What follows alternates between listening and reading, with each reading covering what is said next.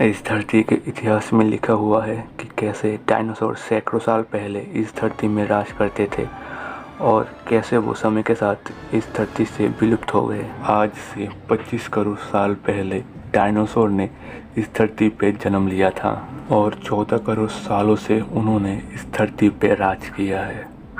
पर इस विशालकाय जीवों को भी समय के साथ इस दुनिया को छोड़ के जाना पड़ा। पर इस धरती का वातावरण भी उनके स्वास्थ्य के लिए बिल्कुल सही था और पर्याप्त मात्रा में खाना भी धरती में मौजूद था।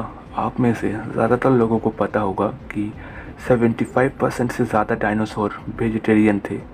ये मैं नहीं, इतिहासकार दावा करते हैं और कुछ गिने चुने ही डायनासोर दूसरे जीवों को मार के खाते थे। पर फिर भी समय के साथ इनको इस धरती को छोड़ के जाना पड़ा। डायनासोर के विलुप्त होने के पीछे इनका भूखमरी यानी खाना ना होना या फिर धरती का ओवरहीटिंग होना नहीं था, बल्कि था एक विशालकाय एस्टेरॉयड जो कि आज से सैकड़ों साल पहले धरती में आके गिरा और पूरे डायनासोर प्रजाति को ही इस धरती से गायब कर दिया। तो अनबिलीवेबल के आज के एपिसोड में हम डायनासोर के फुल हिस्ट्री के बारे में डिटेल में जानेंगे। धरती से करीब 20 किलो माइल दूर से 22,000 किलोमीटर की स्पीड में धरती की तरफ आ रहा था। जैसे ही वो धरती के वायुमंडल में प्रवेश करता है, ऑक्सीजन के साथ रिएक्शन करके वो आग पकड़ लेता है और उसका स्पीड भी कई हज़ार गुना बढ़ जाता है। वो इतनी स्पीड से आता है कि वो सिर्फ 4.5 मिनट में ही अटलांटिक ओशन को पूरा पार कर लेता है। धरती के करीब आते ही एस्टेरॉयड के किरण और काफ़ी ज़्यादा हीट की वजह से काफ़ी सारे एनिमल्स अपने दृष्टि शक्ति खो देता है और कुछ सेकंड्स के अंदर ही वो एस्टेरॉयड मेक्सिको के लैंड में आके गिरता है और वो इतना बड़ा विस्फोट घटाता है कि जापान के हिरोशिमा और नागासाकी इसके सामने कुछ भी नहीं था। वो इससे कई हज़ार गुना बड़ा प्रभाव इस धरती में डाल देता है। ये विस्फोट करीब 10 हाइड्रोजन बम के विस्फोट से भी बड़ा था।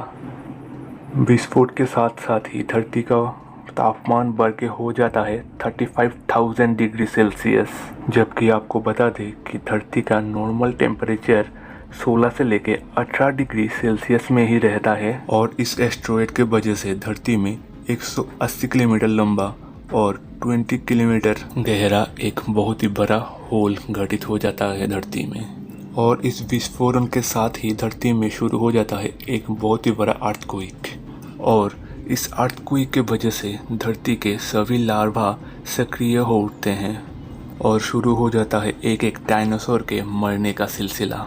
इस विस्फोटन का हीट इतना था कि इसके 800 किलोमीटर के दायरे में सभी चीज़ जल के ध्वस्त हो जा रहा था और धीरे धीरे देखते देखते आसपास के सारे जंगल जल के राख हो जाते हैं। पर क्योंकि सारे डायनासोर पहले ही ओवरहीट के कारण अंधे हो चुके थे, तो फिर वो कुछ देख तो नहीं पा रहे थे, पर वो सारी घटना फील कर रहे थे और जी जान लगा के बचने की कोशिश कर रहे थे।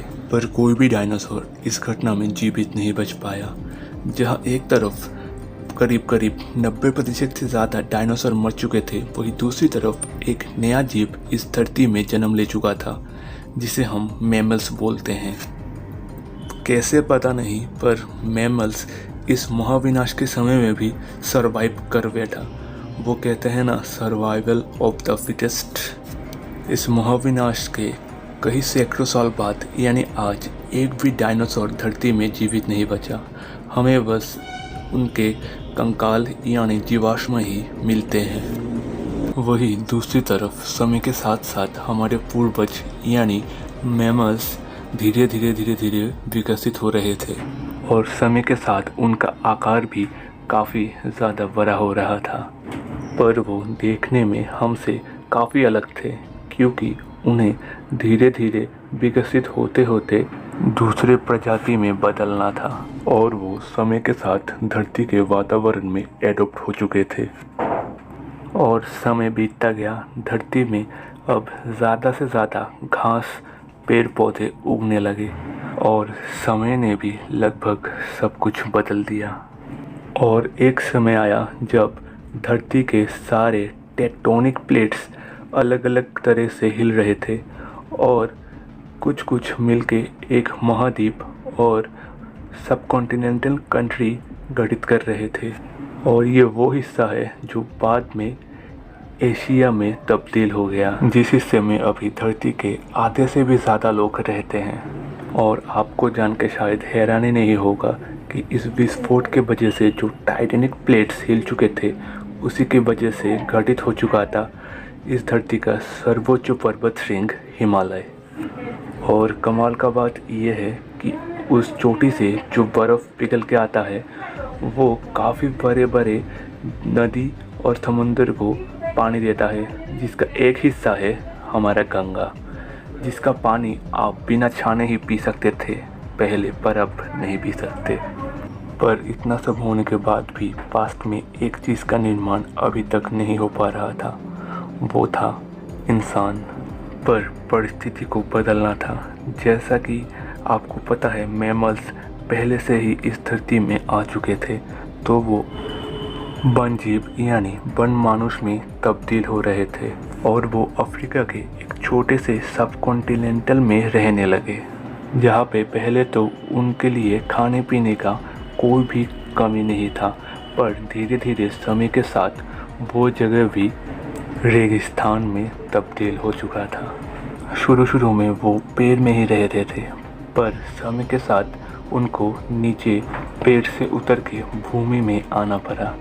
आपको जान के हैरानी होगा कि हमारे पूर्वजों का हाइट 4 फुट से ज़्यादा नहीं होता था और उनका दिमाग काफ़ी छोटा होने के कारण वो ज़्यादा सोच समझ नहीं सकते थे और वो धीरे धीरे चलने के लिए 4 हाथों के बजाय सिर्फ 2 पैरों पे ही चलने लगे और 2 हाथ खाने के लिए इस्तेमाल करने लगे। और समय के साथ साथ विकसित होने का ये प्रोसेस चल ही रहा था और ऐसे ही धीरे धीरे विकसित हो रहे थे हमारे पूर्वज।